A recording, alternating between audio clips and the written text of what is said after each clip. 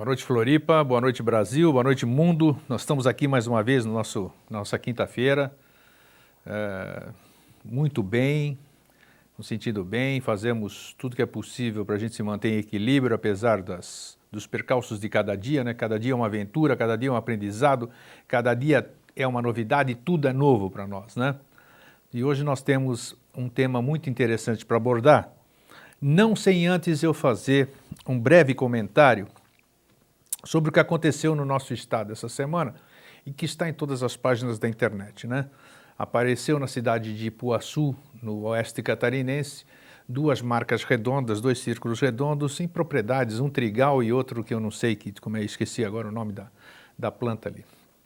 Isso causou enorme furor das pessoas, foram pessoas para lá, achando que são já convictas que eram sinais de outro mundo, de outros seres, de outros planetas, uma grande comoção, o que a mídia gosta, muitas pessoas lá e a gente que tem os pés no chão, os olhos no horizonte e a mente nas estrelas e atentos a tudo, não vimos nada demais e preferimos acreditar que seja algum tipo de brincadeira de pessoas humanas e que não tem nenhuma interferência extraterrestre. Primeiramente porque extraterrestres não nos visitam.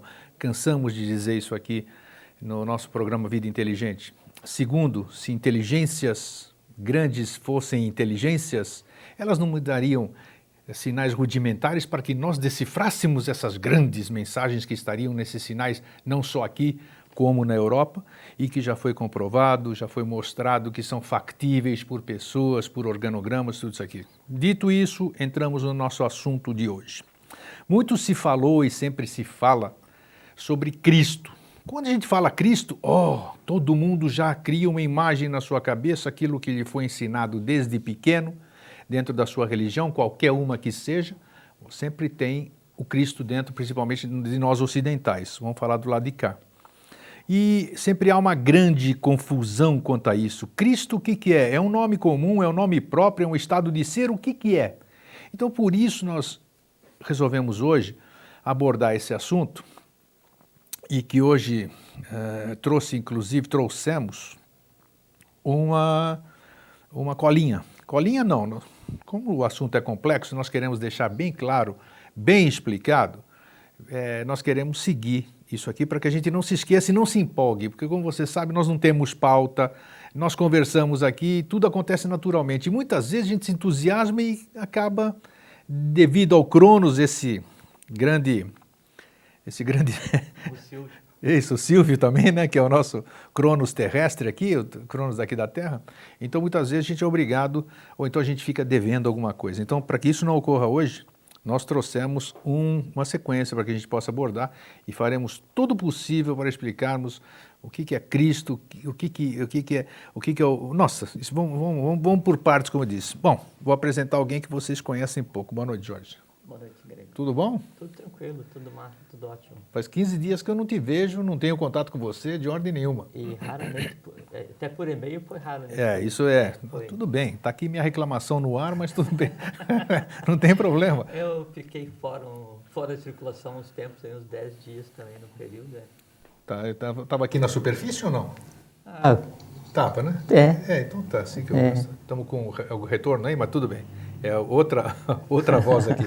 Bom, você gostou do tema que nós escolhemos hoje ou não? Achei ótimo. Acho porque abrange uma série de coisas que vai desde a essência da própria existência até a questão dos medos que tolhem e que prejudicam a humanidade hoje e aborda a alquimia, a evolução espiritual de cada um, a história das religiões. Dá para a gente conversar sobre a gênese humana, a gênese cósmica, tudo em cima desse assunto, mas vamos tentar... nós vamos tentar focar em cima... Nós fizemos um script com alguns tópicos que a gente gostaria de falar nesse tempo. Então, né? Eu vou te dar a colher de chá, como a gente diz. Não, mas é só para você dar uma olhada aí. Tudo bem. Então, vamos começar por onde você tinha pedido ali. Então, nós vamos falar sobre o que nós já falamos aqui muitas vezes, mas ele acha que é necessário que a gente comece por ali. Os tátuas, que são as 4 hierarquias, que nós já falamos. Asuras, Agnisvatas, Barixades e Jinas. Jivas. Jivas. Tá aí, os Jivas que vão ser os Jinas. Exatamente. Então, vamos começar por aí? Pode ser. É necessário. Não, só porque como o assunto então você colocou a palavra Cristo, ou Crestos, que é um estado, não é um nome próprio, né? É um estado de ser, né? E aí então você colocou também na chamada INRI, ignis, a natureza inteira é renovada pelo fogo, né? Isso aqui nós vamos frisar bem o que significa o que está lá. E tem ligação com essa questão do episódio do Gólgota, com a questão da vida de Jesus, coisa assim e tal. Então, é relevante a gente explicar antes como que nós chegamos nessa questão, que é o fogo que está envolvido com todo esse processo, né? Então, você falou sobre o INRI, que tem a ver com o processo alquímico, que tem a ver com fogo. Então, você começa falando na chamada da questão do Crestos e termina falando na questão da renovação pelo fogo. Isso, né? eu queria fazer só um lembretezinho antes do Jorge dar sequência. O tema de hoje é o Cristo cósmico. Nós vamos falar sobre o Cristo em geral. Nós vamos explicar o que é Cristo, o que é ser um estado de ser, com essas comparações. Então, como nós estamos sem o nosso crédito, o tema de hoje é Cristo cósmico. Você pode participar, 3222-1137, se não for daqui, 48 na frente, 3222-1137, e fora do país você sabe bem como nos acessar. Então, dito isso, Jorge, pode continuar. Tá. Então, a gente pode abordar rapidamente a questão das hierarquias e dos status mais à frente quando mudar de tópico. Então, a gente pode primeiro falar sobre a questão do Cristo e depois falar sobre a questão alquímica do fogo, como é que o processo está. Perfeito. Como é que o processo está ligado. Muito bem.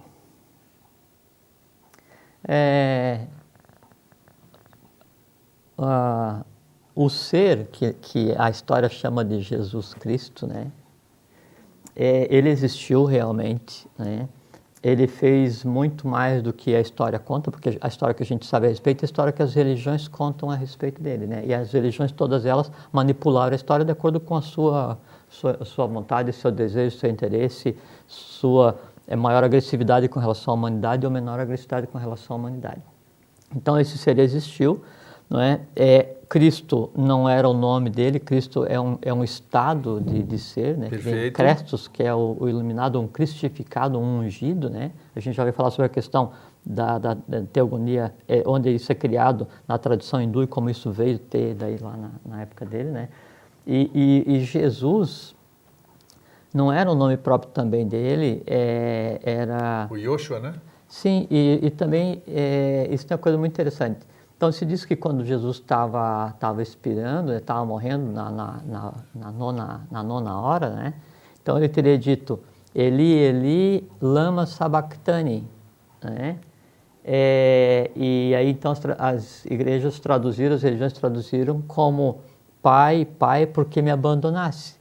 O que é uma coisa primária, porque um ser da estirpe de Jesus, né? Vamos chamar de Jesus, já vamos comentar sobre o nome, em momento algum, né, ele emitiria um sentimento de revolta ou de ignorância, de desconhecimento com relação ao processo onde ele estava envolvido.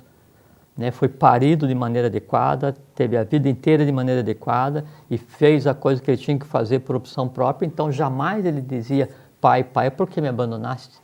Até porque, até na própria Bíblia, quando ele se refere ao Pai, ele fala, o meu Pai e o vosso, não fala o nosso. Sim, ele fala então, dois. se ele tivesse que chamar o Pai na hora que ele estivesse morrendo, né, ele não seria um Pai, assim, meu Pai, por que me abandonasse? Não é isso, né? Tem uma outra tradução, uma outra abordagem, que fala que, em vez de ele falar, em vez de Eli, lama sabachthani, significar Pai, Pai, por que me abandonaste, seria Pai, Pai, por que me glorificas? O que também é outra abordagem pueril. Que linguagem é esta?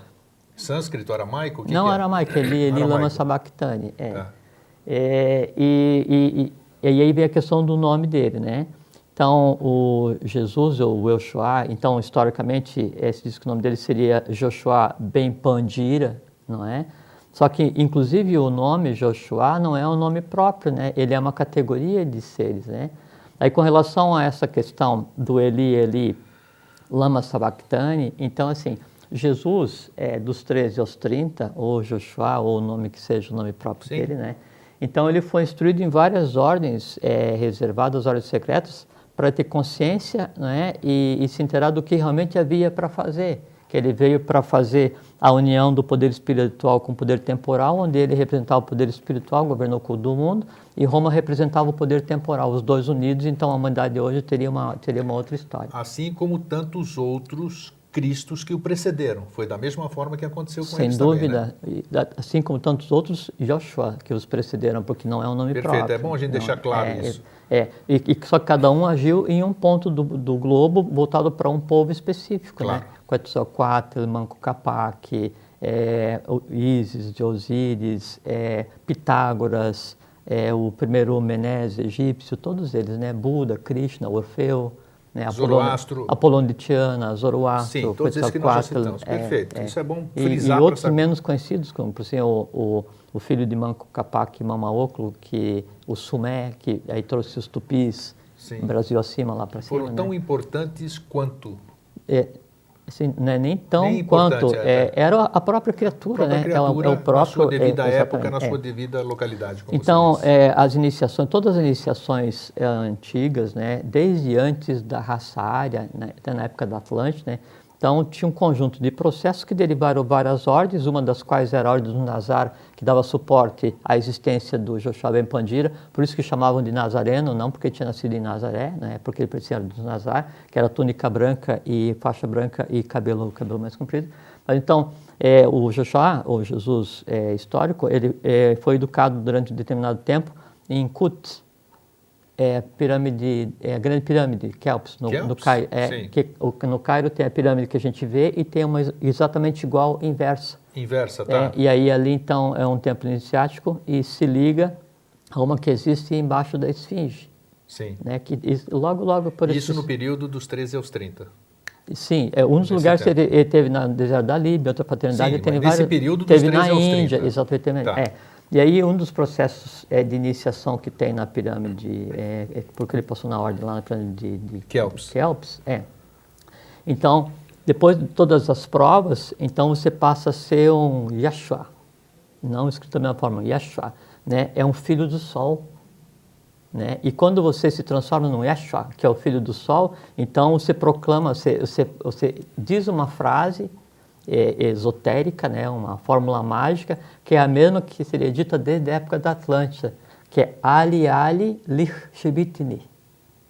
Sim, o que significa? Isso aí significa assim, meu Deus, meu sol, me espargiste com teus raios. Porque é um processo do culto solar, o culto à própria divindade oculta, né, o sol central.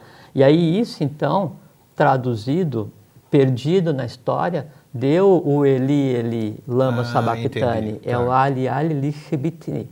Assim, glorificando o sol e que nada tem a ver com a reclamação ao Pai. Não tem? E até porque o entorno de Jesus era formado por iniciados, assim como ele era iniciado, né? Ele era um avatar. O pai dele, então se diz que o pai de José era o carpinteiro. Claro que era um carpinteiro. Só que é o seguinte, na tradição maçônica, inclusive, na tradição oculta, em todas as ordens, existia o construtor do templo e dentro do templo existia o construtor da arca. Então tinha os obreiros, os pedreiros, os que faziam o telhado e tal, e o topo da hierarquia oculta que se podia chegar... Era o carpinteiro. Era o carpinteiro, porque ele que fazia a divina arca. Esse era o divino carpinteiro, né? Esse era o José. Então o pai dele era José, não que ele fosse um carpinteiro. E aí, então... Está dando eco aí. E aí, mas do outro lado.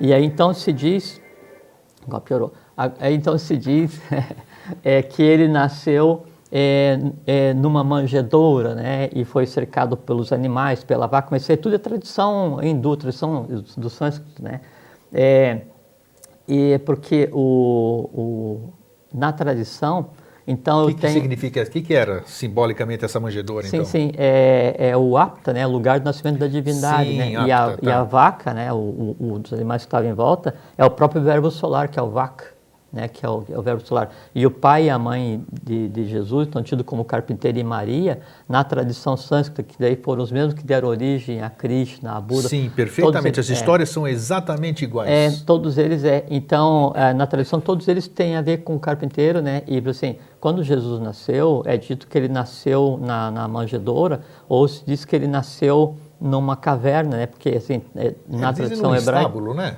É uma forma de interpretar ao pé da letra o que está escrito, né? Então, ele nasceu numa kéfra. Kéfara.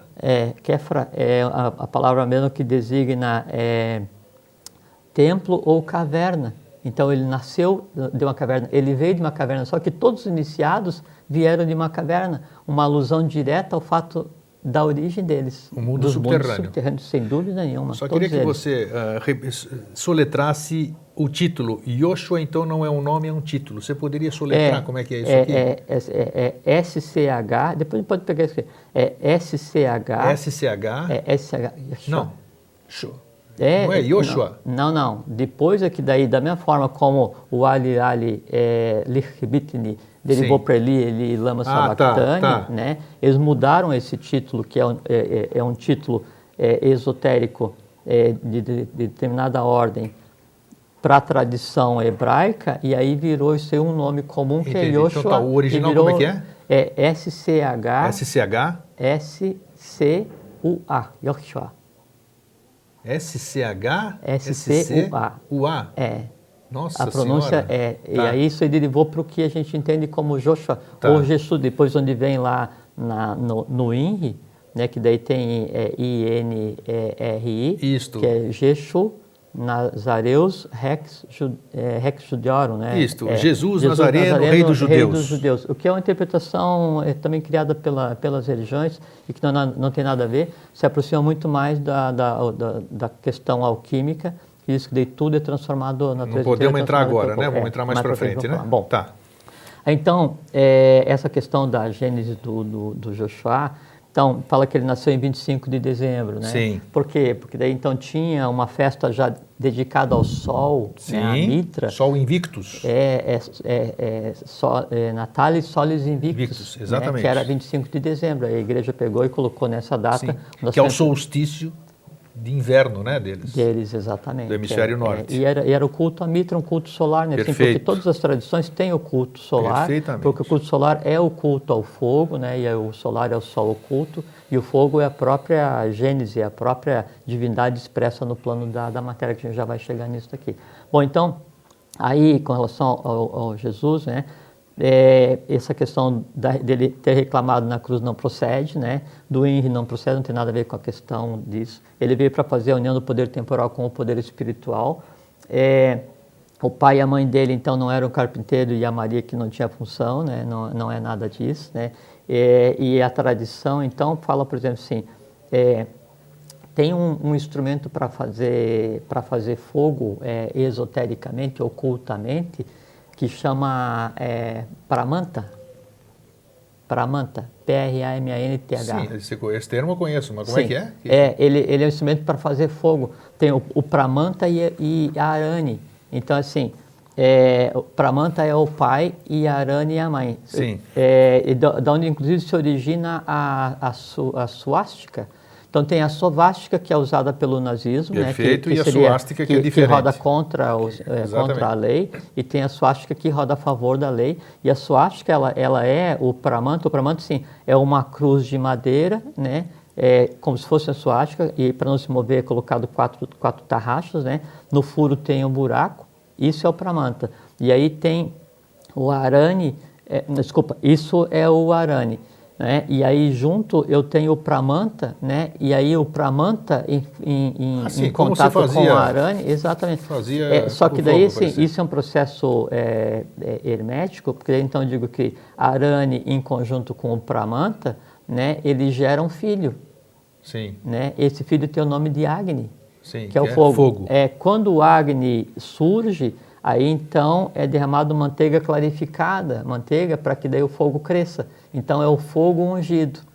Esse fogo ungido, né, é que daí então ele é usado depois em variantes como Cressus ou Cristo, que é o ungido pelo fogo que foi criado. E aí então o Tuastri, que é o divino carpinteiro, né, junto com Deva Maya, né, ou Maha Maya ou Maha Deva, que é a mãe, né, eles geram. Por que tem o nome de divino carpinteiro? Né? Por quê? Porque é Tuastri, no caso José, quem prepara, né, o Pramanta e a... Tuastri era o nome dele? Tuastri é um título? Tuastri é um título, né, do divino carpinteiro em todas as teogonias. Tá. Né, que daí, não conhecia esse termo.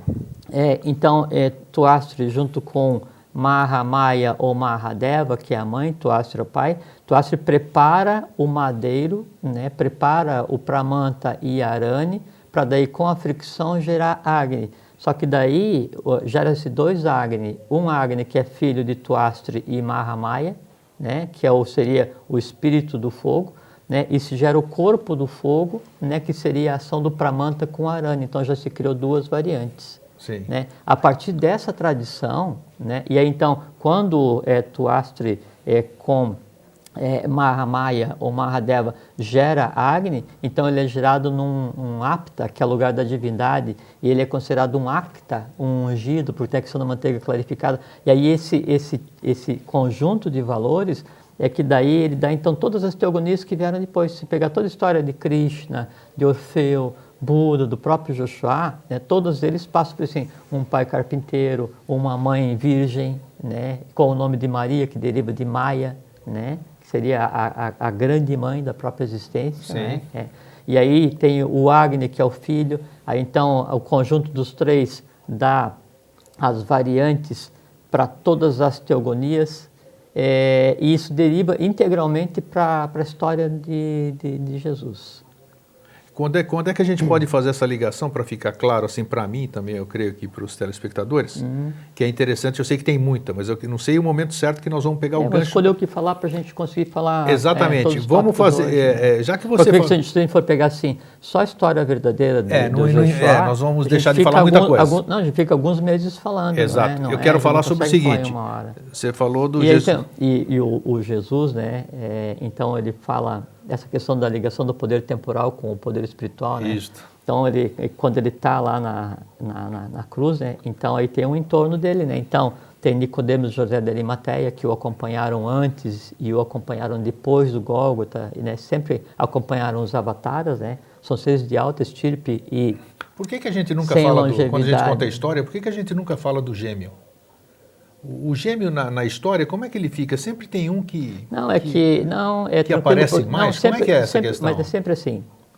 Sempre quando o avatar vem em função, ele vem em dupla, né? Sim. E aí pode ser homem, quer dizer, feminino e masculino, ou masculino, mas cada um com uma tônica, né? Sim.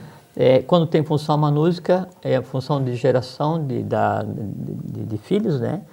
Então ele vem com o masculino e feminino, se não vem com o masculino, mas daí vem um com a função do báculo, outro com a função da espada, que é o que aconteceu no caso da vinda do Joshua Ben Pandira, né? Sim. Então ele tinha o irmão e aí... mas você vê que a história e até o próprio hermetismo, o próprio ocultismo só se atém... Isso é praticamente desconhecido. Sim. Isso também, a história não fala... Por esse prisma tem razão. A história não fala nem o que aconteceu com ele dos 13 ou 30, perfeito, nem da origem, quanto nem mais de nada, dizer que tinha um irmão gêmeo, tem razão. Ou o fim deles. Esqueça. Mas isso é tão real que, por exemplo, assim, a tabuleta, né, onde estava escrito Inri, né? E aí que eu quero pegar isso. Essa tabuleta onde estava escrito Inri, né, ela assim, é tão real que dela foi guardada pela ordem que tinha por função da sustentação a eles até quase nossos dias. Mas você chegou, vê como a gente é conduzido bem. Você chegou onde eu queria, no Inri. Fazer exatamente nessa ligação do Jesus Nazareno, rei dos judeus, e o Inri que é... Já vamos só terminar a questão da questão da história de Jesus. Chegamos onde eu quero. Então, ele para o entorno dele, né? Então, no entorno dele ele tinha assim alguns do que a gente conhece como apóstolos, né? Aí tinha Nicodemos, José de Arimateia, alguns outros da ordem dos Nazários, os soldados que estavam fazendo o papel kármico ali, os duas colunas, né? E aí tinha a mãe dele, Maria e tal. E aí então o pessoal, mesmo sabendo do trânsito da lei... Quem eram as duas colunas dele? Os dois, o J e o B, os dois tidos por ladrões, né? Ah, tá. Funções kármicas. Tá. Essas que eram as colunas, tá bom. Aí então o Joshua fala, a gente conversou no outro programa, não choreis a minha sorte. Sim. Se vosso peito comovo, chorai a sorte de um povo que morre com a minha morte. Sim, nós falamos então isso. foi o máximo que ele expressou, né, em termos de ditame kármico para aquilo que estava acontecendo, porque tinha consciência absoluta do que estava fazendo. Perfeito. Tanto é que Inri também é uma abordagem que se dá, você pode ler como Inri, isso em Vatan, né, e significa ele, a humanidade. Sério? INRI? Em Vatan, que é o primeiro alfabeto lá, o alfabeto atlântico? Antes do censo era o alfabeto secreto, sagrado. Puxa, então, o que significa então? INRI, ele, o gênero, ou ele, a humanidade. Essa aí. Era mais uma então, mais um significado do INRI. Sim, a humanidade expiando os seus pecados, quer dizer, pagando os seus pecados através de um sofrimento consentido da própria divindade. Muito interessante. E é uma coisa muito interessante que, assim, hoje se fala assim, quando alguém vai te prejudicar, você, pô, esse cara queria me quebrar as pernas, né? Ou então, a coisa está muito ruim, você fala assim, o pessoal fala assim, pô, devo ter tirado pedra na cruz, né?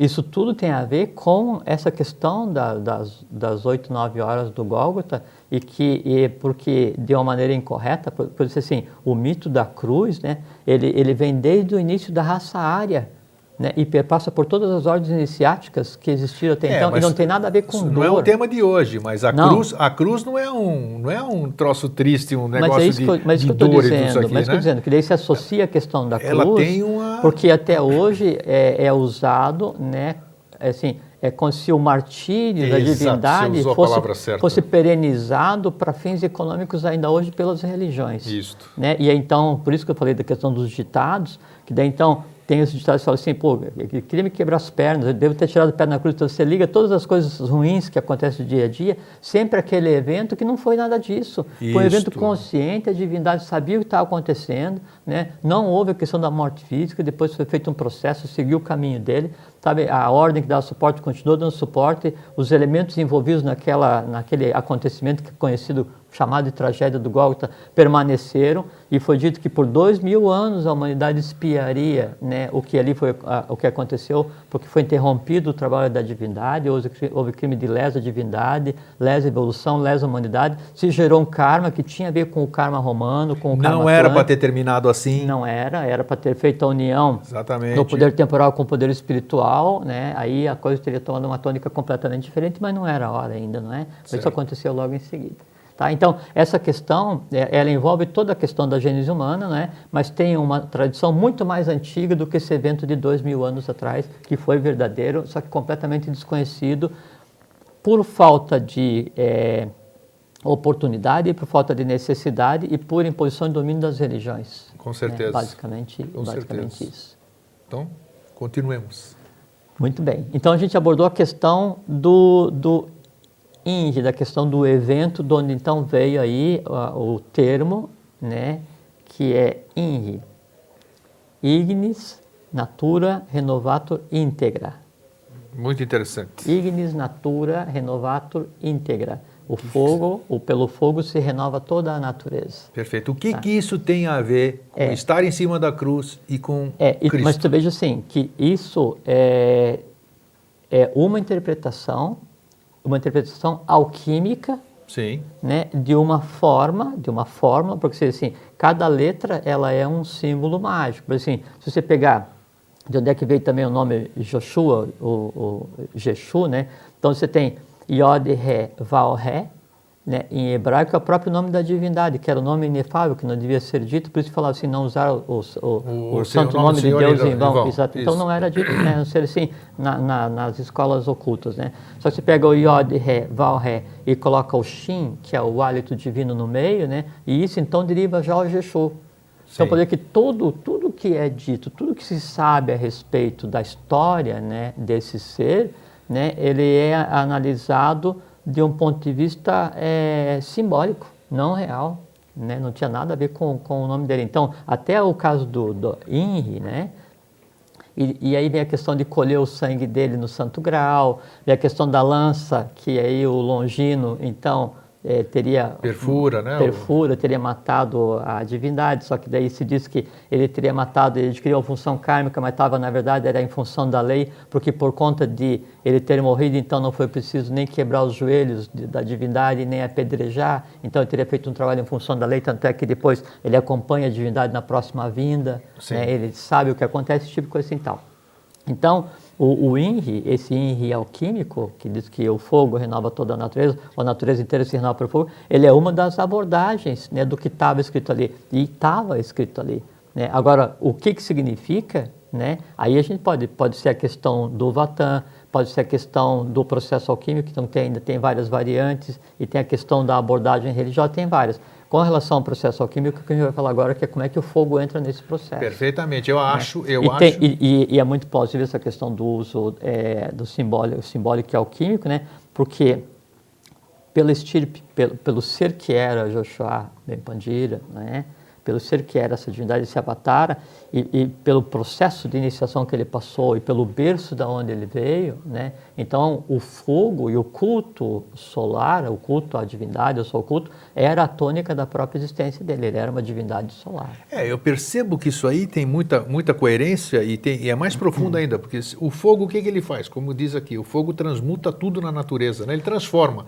Então, quer dizer, o Cristo, o ungido, um ser, um estado de ser que é transformador. Ele é transformador em si. Então ele faz o papel do fogo. Mas assim, no caso da figura dele como transformador, né, você tem que passar por um processo iniciático, você tem que adquirir conhecimento para entender o que é o Cristo, o que é o iniciado, o que é o ungido, né, e não... O transformador a nível cósmico, exatamente, falando aqui, geral.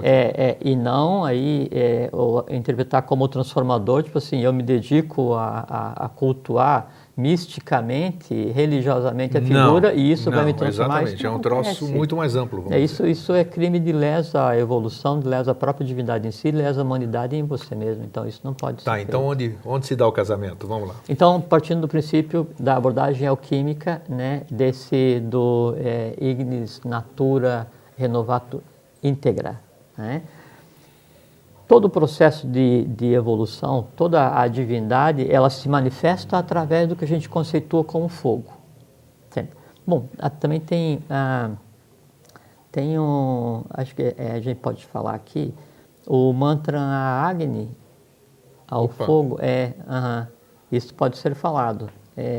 Mas antes de você falar, qual é a utilidade dele? Sim, ele é um mantra védico, né? Quer dizer, vem desde o tempo dos Vedas e ainda hoje é utilizado.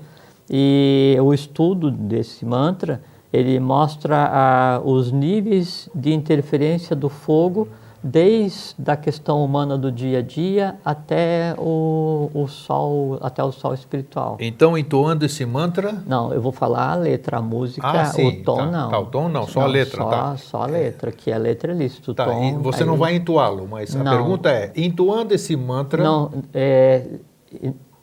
Se provoca transformações, vamos dizer? Qualquer mantra entoado de maneira adequada, ele é uma fórmula mágica em atividade. Perfeito. Qualquer um deles. Então né? Pode soletrar então. Então Agni, Agni, Agni.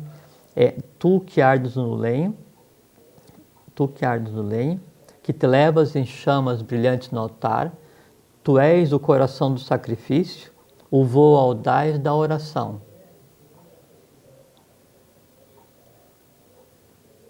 Alma gloriosa do sol, Agni, Agni, Agni. Centelha divina que arde em todas as coisas, faltou a última linha, todo suporte operacional. Então, centelha divina que arde em todas as coisas, aí alma gloriosa do sol. São 7 linhas, né? Aí cada linha dá um tipo de trabalho que tem que ser realizado. E aí, nesse caso, não interessa que ele seja em português, que ele seja em grego, em alemão, a potencialidade dele, mesmo entoado, a força dele está Você entoou, você soletrou em português. Você interpretar as letras em português. Você interpretar o que está escrito te dá um entendimento de como que ele vai agir em todos os planos da existência. Perfeito, né? Perfeito. Com a música, com a melodia, cantada da maneira adequada, então ele é a fórmula alquímica em andamento. Está entendido. Que daí não é o caso aqui agora. Tá certo. Então, vamos lá. Até porque a letra desse mantra, ele está num livro público que a gente já recomendou aqui, que é um livro do professor Henrique José de Souza, Os Mistérios do Sexo. Os Mistérios do Sexo, perfeito. Né? Isso, tá. Então, esse mantra, a letra está nesse livro, então por isso é lícito a gente falar aqui. Tá? A música não. Tá.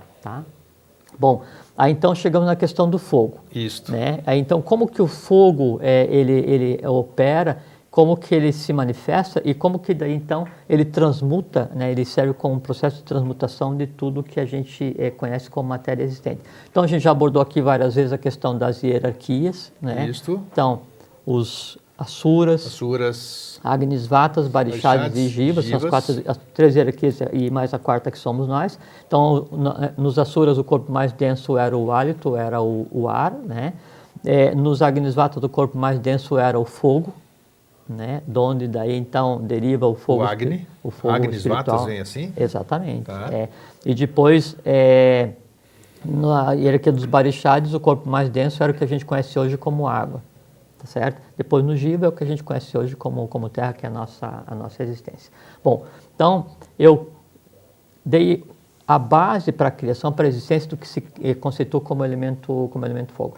Junto com isso, eu tenho a própria manifestação da ideação cósmica, que são os tattvas, que a gente já conversou aqui também. Sim. Né? Que é o Vayu, que é o ar, Apas, que é a água, Tejas, que é o fogo, e Prithvi, que é a terra, e o Akasha, Tattva, que seria o 5º Tattva, que é o éter. Tem mais os outros 2, mas a gente não abordou aqui. Nós já abordamos aqui, abordamos sim, que nós falamos dos 5 elementos. Você lembra do programa que nós fizemos sobre os 5 elementos? Mas esses são o 6º e o 7º, daí seriam o 6º e o 7º Tattva. A Tattva, tá. E também uma coisa muito interessante para se ler, tem um livro, As Forças Sutis da Natureza, do Rama Prasad. As Forças Sutis da Natureza. Recomendadíssimo. A gente encontra fácil? Se não encontrar, a gente tem no computador, dá para repartir. Tá aí, beleza. Tá? Quem tá quiser bom. é só falar. Então, tenho esses tátuas atuando em todos os planos, desde a ideação até no plano físico. Então, o fogo, como é que ele vai agir? Primeiro, eu tenho o fogo físico. O fogo físico, ele é uma resultante da mudança da velocidade atômica do elemento que eu tenho envolvido. Até para o público saber aquilo que você tinha me dito um dia, as 2 cores do fogo, o que significam? O amarelo e o azul. Exatamente. O amarelo é o corpo, a alma do fogo, e o azul é o espírito do fogo. O amarelo é o corpo do fogo e o azul é o espírito. Mas então, quando você estiver visualizando, é bom a pessoa saber, mas só que porque quando ela vai você está olhando para o fogo, você tem que ver assim, que você tem o fogo físico, que é aquele que é o transformador, que ele transforma atomicamente qualquer matéria, retira a inteligência que está impregnada naquela matéria, devolve a inteligência para o meio e a matéria é reduzida à base, né, a carbono. Sim. Depois eu tenho o fogo vital ou astral, que é um plano inteiro, né, onde eu tenho as salamandras, por exemplo, que são os elementais do fogo. E as salamandras, os elementais do fogo, é como se fossem os restos em evolução da hierarquia dos Agnisvatas. Então, coisas que não vieram a ter efeito na hierarquia dos Agnisvatas, existem hoje como os elementais do fogo, que são as salamandras, que têm função, e dentro do reino dos elementais são os mais inteligentes, né? Aí eu tenho, além da parte do físico e da alma, dos elementais, eu tenho o que seria a alma do fogo. A alma do fogo está ligada, a gente já conversou aqui, com os sóis astrais que existem no nosso sistema, que são os ísis astrais, né? São os sóis que aí mandam o que a gente conceitou como vitalidade para cá. Eu teria o espírito do fogo, né? Que daí então esse está ligado diretamente ao sol central, ao sol oculto, que é a própria essência da divindade organizando as coisas. Aí o fogo ele se manifesta, bom, assim, é como se a própria existência da vida, do universo, ele fosse uma dádiva do fogo. Porque quando vai se manifestar, se manifestou a primeira hierarquia, ela passa a existir por um atributo, né, de Vayu, que seria o primeiro Tattva, interagindo com o próprio fogo originado da mente cósmica, que seria Forhat. Né, Forhat e Kundalini, nas 2 variantes. Então é criada a base para que existisse a primeira hierarquia. Essa primeira hierarquia, aí então interagindo com uma variante do fogo, é que dá condição que exista a hierarquia seguinte, que seria a hierarquia dos Agnisvatas. E assim vai descendo. Então, assim, se você pegar uma molécula que compõe essa cadeira, a inteligência que eu tenho aqui, em termos de fogo, é a mesma inteligência que eu tenho, né, no corpo do espírito de cada um de nós, na alma de cada um de nós, no corpo vital de cada um de nós, no corpo físico de cada um de nós. Em cada um desses planos, o fogo é a essência, né, e é ele que mantém isso coeso. Se eu aplicar o fogo à matéria orgânica ou a essa matéria vegetal ou sintético, ele fica reduzido à sua essência. O fogo no astral, né? Ele que permite a criação dos seres através das emoções. Então, quando eu tenho uma emoção, eu movimento energia através do sistema cérebro-espinhal, e que é fogo, não é? E aí, com essa energia, eu crio novos seres. E aí, esses seres que já existem no astral, o movimento deles, o de se deslocar, a pressão, o movimento de retenção, é que dá a alteração de temperatura no corpo astral das pessoas, e aí onde as pessoas tendem a agir mais baseado na emoção e menos na razão. Aí por isso se fala daí cabeça quente, essas coisas assim? Por isso que vem esses termos, fogo da paixão, esse negócio assim. Sim, é porque é exatamente isso que daí o atrito das formas, né, no astral, das formas principalmente que foram criadas a partir do próprio fogo, né, ela altera a temperatura do corpo astral de cada um de nós. E aí Vayu, que é um tato que são os ares que vitalizam, o astral permite que todos fiquem vivos. Aí, então Vayu em movimento, em contato com essa alteração de temperatura, corta o contato com o superior imediato, que seria a razão, a mente concreta. E aí fica a casa da mãe Joana, e as formas astrais então tendem a interagir diretamente com o nosso dia a dia. A gente faz o que não desejaria fazer. Isso tudo é uma dádiva do fogo. No plano mental, eu tenho a questão do fogo da mesma maneira. Então, você fala assim, quando eu tive uma ideia no fogo do entusiasmo, tudo isso, né, tem a ver, e é porque realmente a própria criação mental, ela é um atributo do fogo. Porque a gente tem que ver assim, quando uma frequência, né, o fogo primordial, ele vibra com certa velocidade, né, ele se expressa através de um tato. Eu tenho, por exemplo, o som. Quando esse mesmo fogo primordial gira com velocidade maior, né, e se expressa de outro tato, eu tenho a luz. Mas a essência de qualquer coisa que eu faça, né, e de qualquer coisa que eu veja, de qualquer interação que eu tenha, é o fogo. Quando eu me alimento, o que permite que esse alimento seja quebrado e transformado em vitalidade é a alteração de temperatura orgânica, é o fogo. Quando eu respiro, o que quebra o que eu respiro e transforma em energia é o fogo. Quando eu vejo alguma coisa, né, e aí essa coisa eu vou procurar, assim, estou vendo essa, não sei o nome disso daqui, matéria plástica, cor de laranja. Aí você pergunta assim, o que você sabe a respeito? Aí quando eu olho para isso daqui, aí então eu moldo um igual, né, na minha matéria mental e saio procurando o que tem de registrado para eu te falar. Para poder identificar isso aqui. Exatamente, eu descrevo o que eu tenho. Então todo o meu conhecimento, tudo que a gente conceitou como mente concreta, ele é armazenado à base de fogo. Por quê? Porque para eu aprender alguma coisa, eu tenho que pegar essa coisa que eu estou vendo, ou estou imaginando, ou estou ouvindo, que isso, imaginar, ou ver, ou ouvir, plasmar. É ver do mesmo jeito. E a plasmação só acontece com fogo na sua graduação. Então, para eu ter um conhecimento, eu tenho que plasmar esse conhecimento via fogo, né? E aí, esse conhecimento, ele é agregado ao meu ser via fogo, via alteração de temperatura, e é mantido pelo fogo também. Então, isso é o fogo da plano da mente. Depois eu tenho acima, então a gente falou do físico, do vital e do astral da mente, eu tenho que seria o fogo divino daí já manifestado. Então, como os planos se interpenetram, o que impede que eu tenha uma perda de controle sobre o processo como um todo, que implicaria a própria cessação da existência, é uma variante do fogo, né, e que daí está no plano que a gente conceitou como búdico, né, Atman Budi seria o segundo. Então, ele é uma massa ígnea rarefeita. Essa massa ígnea rarefeita é o mais próximo que a gente pode chamar de fogo do que a gente conhece, né? E é o mais próximo que a gente pode chamar de fogo do que a gente não conhece, que é a manifestação do espírito. E, por exemplo, assim, isso se manifestando daí, descendo do plano búdico até no plano físico, né? Eu tenho, no corpo humano, eu tenho uma base onde se assenta todas as 49 variações do fogo e a maneira como ela age no plano através do ser humano, que é a glândula pineal. Ela é a base do fogo e ela é a base de todo o processo alquímico. Então, a pergunta assim, do ponto de vista prático, onde está a base do fogo que permite ao ser humano se transformar baseado em um processo, né? Na glândula pineal.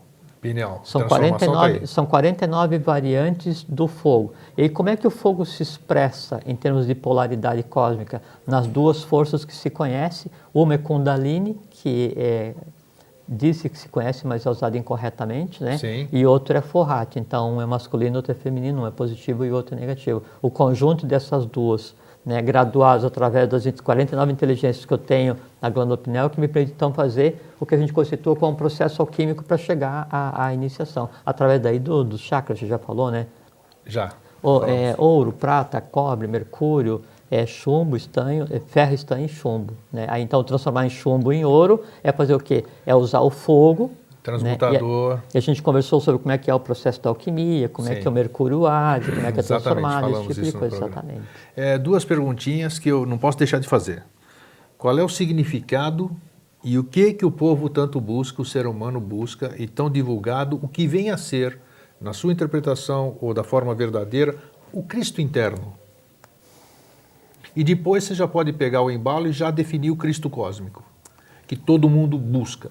Mas de diversas formas, como você mesmo sabe. Eu compartilhei com você essa semana uma coisa que você viu, né? Primeiro, assim, que bom seria se toda a humanidade estivesse buscando o seu Cristo interno ou o Cristo cósmico, né? Mas, assim, se ela souber ao menos o que é, fica mais fácil ela buscar. Sem dúvida. Assim, eu tenho, no processo orgânico, na formação do homem, né? Então eu tenho o que a gente chama de são os 7 chakras, onde cada um está relacionado com um plano, com uma hierarquia, com uma substância, esse tipo de processo todo, né? Na medida em que eu trabalho adequadamente o conhecimento, ou manipulo adequadamente o fogo, ou faço adequadamente o processo alquímico dentro do meu processo iniciático, então eu faço com que aquilo que eu trouxe para resolver, que também é esculpido, é produzido através do fogo, que são as tendências positivas e negativas, que elas se sublimem e se transformem. No momento em que essas tendências se sublimem e se transformam, né, então o ser humano ele passa por um processo de transformação onde eu ativo, eu desenvolvo um adicional que já tem residente em cada um de nós, onde Joshua falava o meu pai e o teu ou o vosso pai, né? Então tem o dos 7 chakras que a gente conhece, tem um 8º chamado Vibhuti, V-I-B-H-U-T-I, né? Esse 8º chakra, quando ativado, ele está ligado ao cardíaco, né? Ligado ao coração. Quando esse 8º chakra ele é ativado, né? Pelo processo de iniciação, da questão de consciência... Tá, alguém já deve estar perguntando, muita gente, mas que processo de iniciação é esse? Eu preciso me iniciar em algum... Não, primeiro olha sim. aí, então tá. Primeiro sim. Eu preciso ir num lugar, preciso me esconder embaixo de uma caverna. Se eu chegar aqui para vocês falar assim, eu vou falar para vocês no final dessa conversa aqui uma frase, se vocês falarem essa frase, todo mundo vai ser iniciado. Não é verdade. Se eu falar para vocês assim, me diga o que você quer e deixa que eu levo para Deus. Não é verdade. Deus não tem interlocutor, não tem interface, não tem primeiro-ministro, não tem ninguém. Por quê? Porque Ele está em cada um de nós. Exatamente. O achar o Cristo interno ou o Cristo cósmico é o próprio meu Deus interior, né? O próprio Deus, a própria divindade. Então, o Cristo, o Cristo, isso tem que ser entendido. Ele não é um ser, ele não é alguma coisa que eu tenha, assim, é um estado de ser. É um estado de ser, é um estado de iniciação, é o ungido, é o acta, é o iniciado, é aquele que entendeu a própria vida, é aquele que deu sentido à própria vida, é aquele que sublimou as razões que o levaram a existir, é aquele que sublimou as tendências negativas, aquele que entende os seus erros, aquele que entende os fogos do astral em si mesmo e depois se expressa, e quando se expressa a gente erra, e quando erra vem o arrependimento, que é pior do que o próprio erro. Então, o entender esse processo é se contextualizar, é entender o que é a vida. Isso é estudar, acreditar e praticar. Estudar o correto, acreditar em si mesmo e praticar a vontade, a sabedoria, que são duas coisas, é amor, sabedoria, e a atividade. Para fazer o quê? Transformação, superação e metástase. Transformação dos acontecimentos, superação dos ciclos e metástase dos avatares. Metástase vem de metaestase, é de estar além, é você ser, aí sim, exatamente igual àquele que historicamente é conhecido como Cristo. Por quê? Porque ele, enquanto individualidade, era exatamente igual a nós, só teve um berço diferente porque veio com uma função específica. Nosso objetivo, nossa razão de existir enquanto gênero humano é chegar exatamente à mesma coisa, sem mais nem menos. Tanto é que a humanidade veio da inconsciência e vai para a humanidade flogística, passando pela alada e pelo que a gente está passando agora. Então isso que você falou é o afloramento, é o caminho para aflorar o Cristo cósmico, o Cristo interno, o Cristo interno.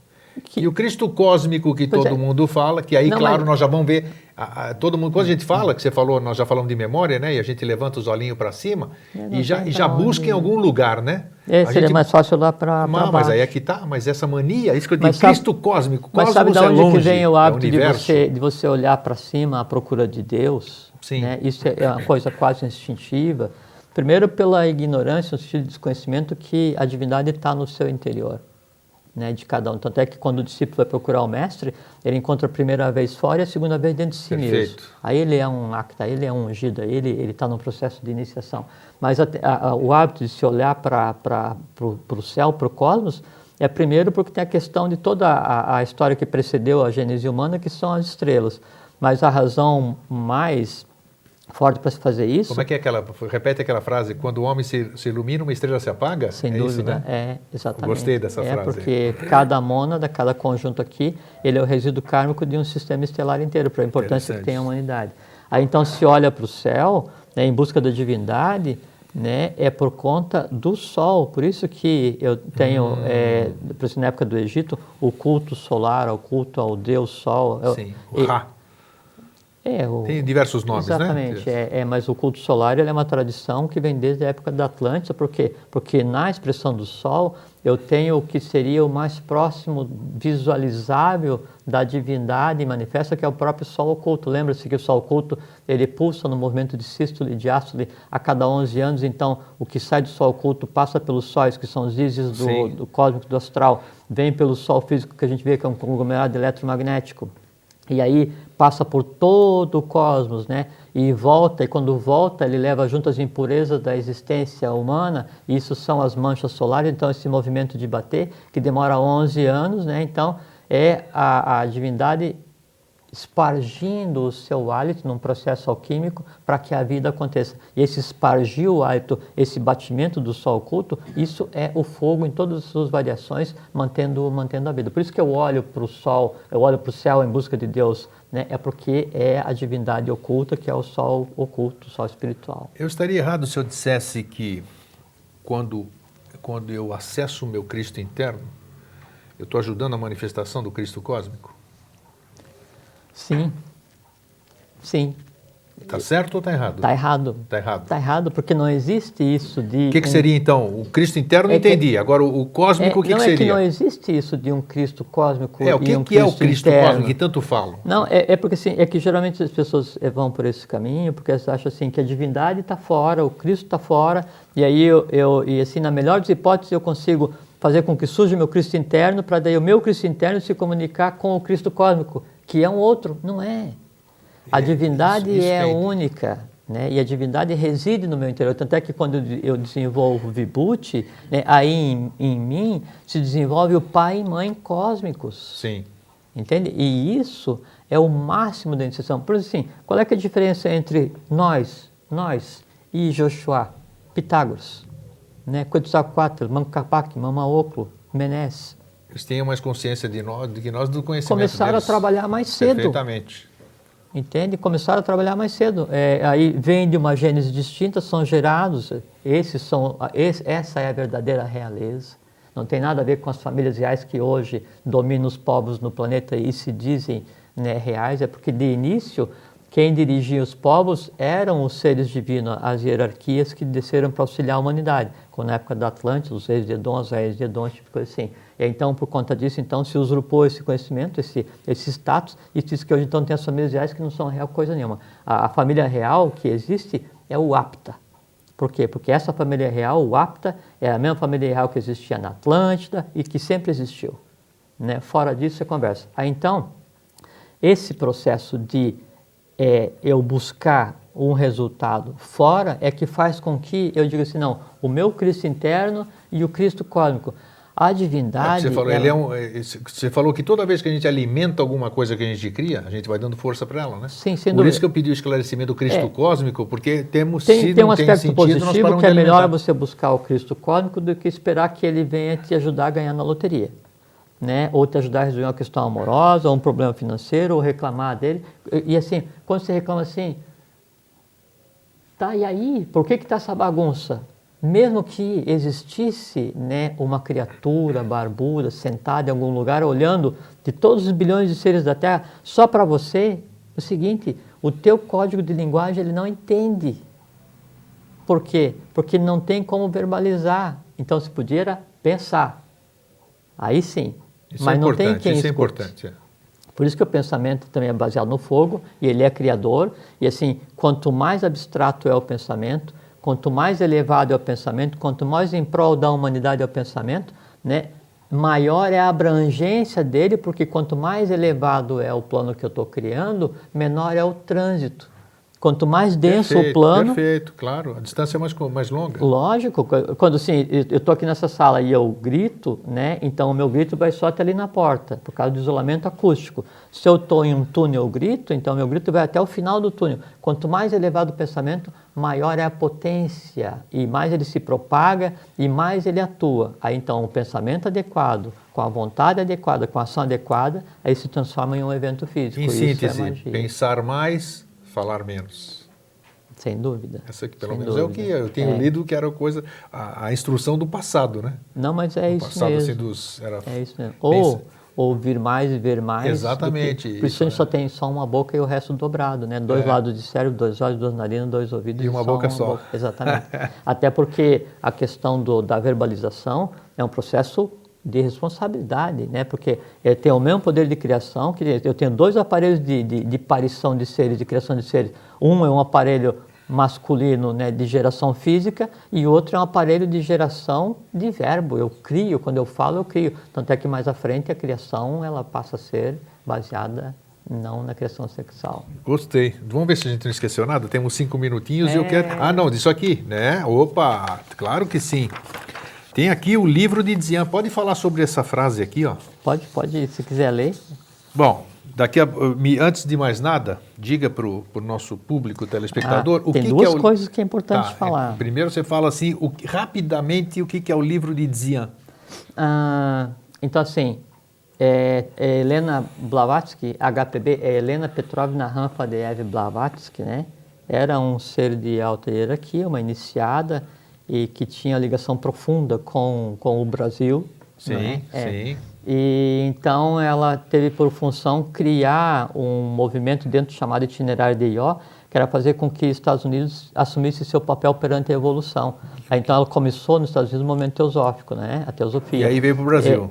A coisa veio para o Brasil. Sim, não deu porque certo lá falhou, foi para a falhou. Índia, adiou o que tinha que ser feito, e veio para o Brasil para fazer a parte da 6ª e 7ª sub-raça. Só que daí Blavatsky então foi iniciada no Oriente, e aí então ela descreveu doutrina secreta, toda a produção, né, da Blavatsky se baseou em conhecimentos de comentários do livro do Dzyan. O livro do Dzyan é mantido em lamazerias no Tibete. Né? Só tem 2 exemplares, como você disse, né? O resto foi destruído. Não é que foi destruído, é que nunca existiu. Não? Não. Eu tinha consciência de que tinha sido destruído e salvaram 2 exemplares. Não. Os que costumam pegar livro e destruir nunca tiveram acesso. Então, nem ao livro do Dzyan, ou Instâncias do Dzyan. Instâncias do Dzyan, exatamente. As instâncias são o que faz parte do livro de Dzyan. Então né? tá. E o livro do Kyute, então mantido no Tibete ainda, né? Apesar de hoje estar com status político diferente. Sim. São duas cópias, uma em cima, uma embaixo. A partir disso, então, que se criou tudo o que se conceitua hoje como teosofia, né? E que serviu para trazer luz à humanidade dentro desse movimento teosófico para preparar Estados Unidos, depois preparar aí o que se viria a ser o Brasil mais à frente. Acabou o Brasil assumindo esse papel e cumprindo o papel que ele tem hoje. Então, nesse livro de Dzyan está escrito: a luz é a chama fria e a chama é o fogo. O fogo produz o calor, que dá a água da vida na grande mãe. O que significa isso? Então, em resumo, é o que a gente comentou com relação às hierarquias, os Asuras, Agnisvatas, Varishads. Nesse aspecto, tá? Exatamente. Então, que primeiro é a luz que gera o ar, que é Vayu, né? Aí depois Vayu gera o fogo, o fogo gera a água e a água gera Prithvi, que é a terra. Então, hoje, a terra é formada por terra, água, ar e fogo. Por isso fala que os 4 elementos são só combinações diferentes de um e outro. A gente falou que, inclusive, outra vez, que o próprio combustível que é utilizado nos Vimanas, né? Então, eles são... Discos voadores? Dos discos voadores. Eles são graduações em parcelas dessas substâncias, então sempre variantes de 4. Ótimo. Faltou duas coisinhas que você queria falar, aproveita. Sim, então nós conversamos sobre o Pramanta, né? Que então o Pramanta interagindo com a Arani vai criar Agni. Então existia um Pramanta antigo que criou Agni, que seria o Pramanta da raça Arya. E esse Agni criado então gerou todos os avataras, né? Então o Joshua, o Krishna, Buda, Orfeu, Apolônio de Tiana, Quetzalcoatl, Capac, Menes, todos eles, né? Os que a gente conhece e os que a gente não conhece. Só que daí há um processo novo em andamento a partir desse compartilhamento do conhecimento, desse novo estado de coisas que se vive, em que as consciências começam a se alterar e essas consciências se alterando começam a interagir com o plano mental, com o plano da intuição, o plano búdico, que seria a mente concretamente abstrata, criando atrito, criando fogo. Aí então é como se nós, os seres que agora estamos em processo de aquisição de consciência, nós criássemos uma nova variante de fogo, nós nos comportássemos como Pramanta, interagindo com um meio, né, que seria Arani, que esse meio que é composto daí não mais pela madeira, mas pela matéria que foi trazida do futuro para isso que está acontecendo agora. Sim. Então a interação do nosso pensamento correto, né, em função da humanidade, da evolução, na matéria que já permeia todo o plano que a gente vive hoje, cria o novo Agni. Isso é o novo Pramanta. Entendi. E o novo Agni, daí tem nome próprio. Opa! Que é Maitreya. Olha só, não podia encerrar melhor. Chave de ouro. Então, quem cria a ambiência, quem pare Maitreya, quem dá a condição para que o novo Agni se manifeste, para que o ungido, o Acta se manifeste. O avatar da nova era, o avatar da nova era. E veja que é uma coisa interessante, porque no momento em que daí nós assumimos a condição de geradores, né, de Pramanta e Arani, nós estamos fazendo o papel de quem? De Tuastri, o pai de Joshua, o divino carpinteiro, porque nós estamos friccionando o plano para criar a ambiência para que Agni novo, para que o novo Pramanta aconteça, que é Maitreya. Ótimo, acabamos com chave de ouro. Jorge. É a realidade pura. Só um último comentário, então assim, o fogo ele é transformador, ele pega o que existe e libera a essência positiva e transforma ou aniquila, ou dissolve ou sublima a energia negativa. Por consequência, através do fogo, se consegue transformar qualquer coisa que a gente queira, não é? Que maravilha. Então a gente pode, também lícito a gente conversar aqui de um processo alquímico de transformação de sublimação, que é você queimar aquilo que você quer transformar e que você sabe muito bem como é que funciona. Nós ensinamos no próximo programa. Então... Essa é boa. Obrigado, gostou, Jorge. Gente, muito obrigado. Obrigado, Jorge. E até sempre, né? Até sempre. Fraterno abraço. Fiquem em paz, sejam felizes. Alegria e felicidade. É bem isso.